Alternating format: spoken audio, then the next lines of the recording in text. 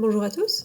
Dans cette vidéo, on va se demander c'est quoi une réaction d'oxydoréduction et comment distinguer l'oxydation de la réduction et du coup comment distinguer un réducteur d'un oxydant tant qu'on y est aussi.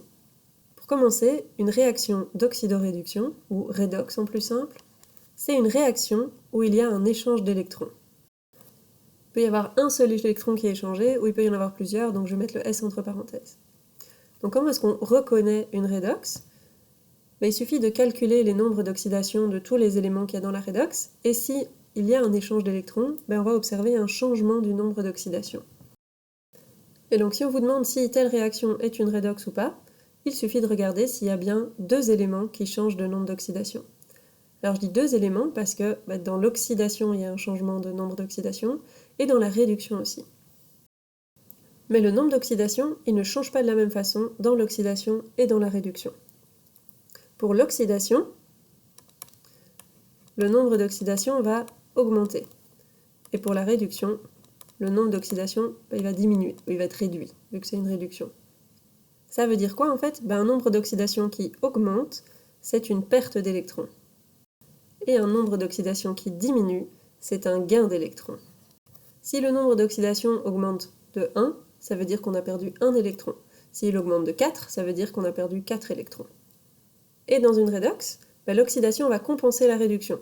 Ça veut dire que le nombre d'électrons perdus lors de l'oxydation va être égal au nombre d'électrons gagnés pendant la réduction.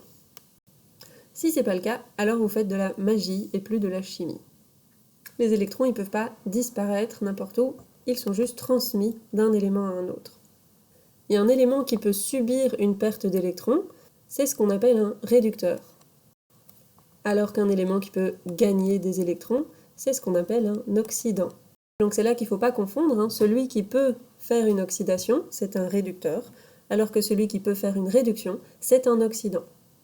Donc là, vous avez un petit peu toutes les définitions, et on va regarder avec un petit exemple comment utiliser tout ça. Prenons par exemple une pile classique zinc-cuivre. La redox serait la suivante.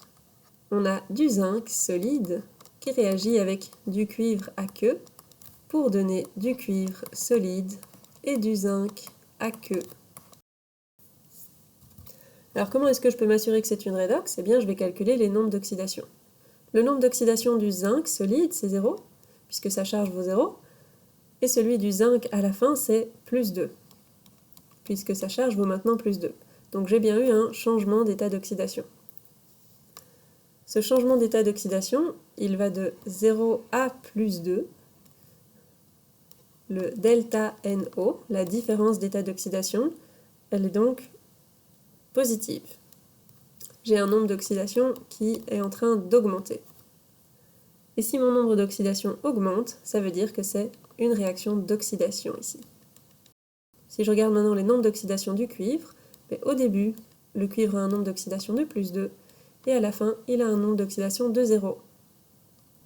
Donc pour passer du cuivre de plus au cuivre solide, on a eu une diminution du nombre d'oxydation, et si on a une diminution du nombre d'oxydation, c'est bien une réaction de réduction.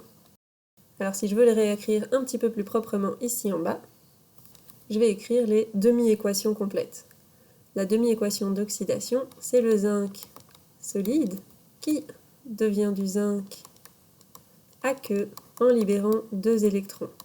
Et la réaction de réduction, c'est le cuivre de plus aqueux qui capte 2 électrons pour devenir du cuivre solide.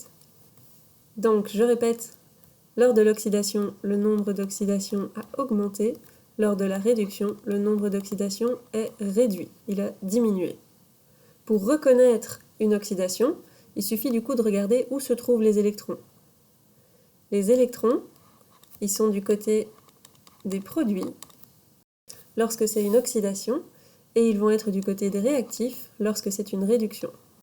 Donc si on vous donne une demi-équation, pour reconnaître directement si c'est une oxydation ou une réduction, il suffit juste de regarder où sont les électrons. Ils sont du côté des réactifs, à gauche de la flèche, c'est une réduction. Ils sont du côté des produits, à droite de la flèche, c'est une oxydation. Une réduction va utiliser des électrons, alors qu'une oxydation va libérer des électrons. Et du coup, ce qu'on peut aussi identifier ici, c'est l'oxydant et le réducteur. Donc le réactif, le zinc ici, le réactif de l'oxydation, c'est un réducteur. Et au contraire, le réactif de la réduction, c'est un oxydant. Le réducteur peut libérer des électrons, alors que l'oxydant, lui, va capter des électrons. Il y a à chaque fois plusieurs manières d'identifier ce qu'est un réducteur, un oxydant, une oxydation ou une réduction. Il suffit en fait de retenir un moyen chaque fois, de se souvenir que le réducteur, c'est lui qui joue le rôle de réactif dans l'oxydation. L'oxydant, c'est lui qui joue le rôle de réactif dans la réduction, c'est chaque fois l'inverse. Et puis tout le reste, en réfléchissant un petit peu, ça va venir. Donc entraînez-vous, faites-vous une petite synthèse qui vous parle avec les définitions qui sont les plus claires pour vous.